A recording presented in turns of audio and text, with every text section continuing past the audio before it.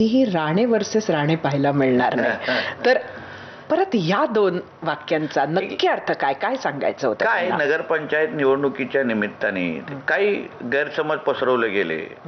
राणे कुटुंबामध्ये फूट पाडण्याचा प्रयत्न झाला.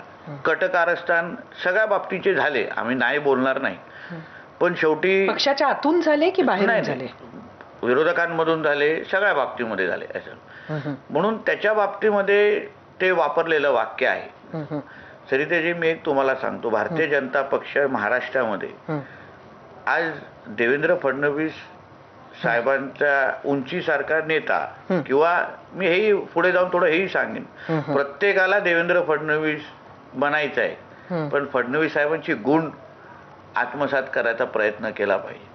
आमच्यासारखे लोक जे पक्षामध्ये आले, आज जे ताकदीने काम करतायत, सर्व जीव ओतून काम करतायत, मागे पुढे न बघून काम करतायत, ते त्या व्यक्तीमध्ये असलेल्या गुणांमुळे.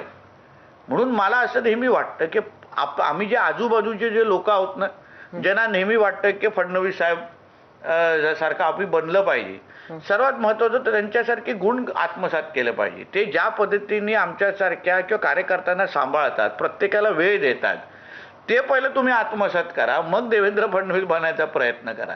आता ह्या वाक्यामध्ये खूप लोकांना समजदारो को इशारा काफी आहे तुमच्या ह्या कार्यक्रमाच्या निमित्ताने. म्हणजे तुम्ही नाव न घेता इशारा मला असं नाव सांगणार नाही. देवेंद्र फडणवीस साहेबांना सारखं तुम्हाला बनायचं आहे किंवा त्यांची तुम्हाला जागा घ्यायची आहे ना, त्यांचे पहिलं गुण आत्मसात करा. प्रत्येकाला जे जवळ घेतात, प्रत्येकाला सांभाळून घेतात, प्रत्येकाची विचारपूस करतात, छोट्या छोट्या गोष्टी कोणाला काय हवंय हे त्यांना न कळत कळतं. हे गुण जेव्हा आत्मसात कराल ना, तेव्हा तुम्हाला देवेंद्र फडणवीस काय आहे आणि आम्ही सगळेजण त्यांच्यासाठी का वेडे आहोत हे कळणार. नितेशजी, खरं तर माझं पर्सनल मत आहे, पण ते असं आहे की राणे वर्सेस राणे झालंच नाही.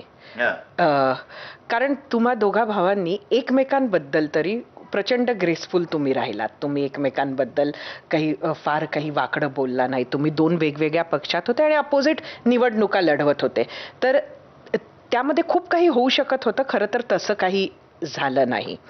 आणि तसं पाहिलं तर दोन नगरपालिका तुमच्याकडे, दोन त्यांच्याकडे असं झालं. त्यामुळे राणे बंधूंचा राणे ब्रँड हा कायम राहिला कोकणात, असं म्हणायचं का? नाही, मला एक तुम्हाला सरिताजी सांगतो, मला माझ्या कणकवली पराभूत झाल्याच्या संदर्भात काही दुःख का वाटलं नाही. कारण शेवटी मी काय युबीटीशी हरलो नाही, मला काय उद्धव ठाकरेच्या व्यक्तींनी हरवलं नाही, मला काय माझ्या विरोधकांनी हरवलं नाही. तिथे माझा भाऊच होता. माझ्या मोठ्या भावाच्या समोर अगर मी माझ्या मतदारसंघाची निवडणूक हरलो आणि तो जिंकला, ह्याच्यापेक्षा सुख काय? म्हणून जसं तुम्ही बोलता ना, त्याच्यामध्ये आम्ही आमच्या दोघांवर असलेले आईवडिलांचे संस्कार मी तेव्हाही तुम्हाला आठवत, असं तुम्ही योग्य पद्धतीने सांगितलं. मी माझ्या पक्षाची भूमिका करत होतो, तो त्यांच्या पक्षाची भूमिका करत होते ते. आणि म्हणून मला असं वाटतं की त्या एक एपिसोड होता, त्या एक शिकण्याचा एक अनुभव होता.